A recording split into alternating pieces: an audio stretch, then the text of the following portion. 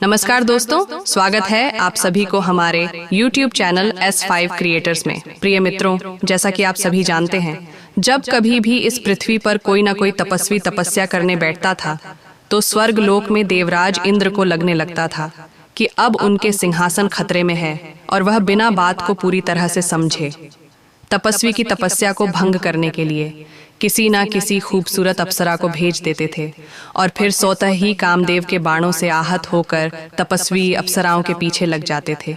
और उसके बाद जो होता था वह तो आप भली भांति समझ ही सकते हैं, लेकिन इस बार जो हुआ वह अत्यंत रोचक है। बात उस समय की है जब महान ऋषि कोंडू गोमती नदी के किनारे बैठकर घोर तपस्या में लीन थे। तब उनकी तपस्या से भयभीत होकर देवराज इंद्र ने स्वर्गलोक की सबसे सुंदर अप्सरा प्रेमलोचा को चुना और उनकी तपस्या को भंग करने के लिए भेज दिया। प्रेमलोचा थी तो बला की खूबसूरत, मानो कि उनका जन्म ही हुआ था।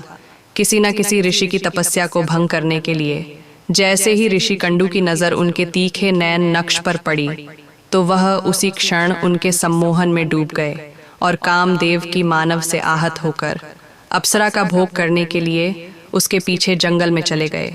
उधर स्वर्गलोक में देवराज इंद्र ने भी चैन की सांस ली, क्योंकि उनकी योजना पूरी तरह से सफल हो चुकी थी। फिर कुछ समय बीत जाने के बाद भी बड़ी ही बेसब्री से प्रेमलोच का स्वर्ग लौटने का इंतजार करने लगे। लेकिन इंतजार की घड़ियां तो मानो समाप्त होने का नाम ही नहीं ले रही थीं। धीरे धीरे से कुछ पलों का इंतजार दिनों में और दिनों से महीनों तथा वर्षों में परिवर्तित हो गया था। पर इधर प्रेमलोचा का हाल भी बुरा था, क्योंकि ऋषि कंडू की तपस्या भंग करने का उनका लक्ष्य तो पूरा हो चुका था, परंतु कई वर्ष बीत जाने के बाद भी ऋषि कंडू उन्हें छोड़ ही नहीं रहे थे। प्रेमलोचा ऋषि कंडू के क्रोध से भली भांति परिचय थी, इसीलिए अब उनके पास आर्षी का साथ देने के अलावा दूसरा कोई विकल्प नहीं था। अंततः एक दिन ऋषि कंडू की आंखें खुली और प्रेमलोचा से बोला, जरा तुम प्रतीक्षा करो, मैं अपनी संध्या काल की पूजा समाप्त करके आता हूँ।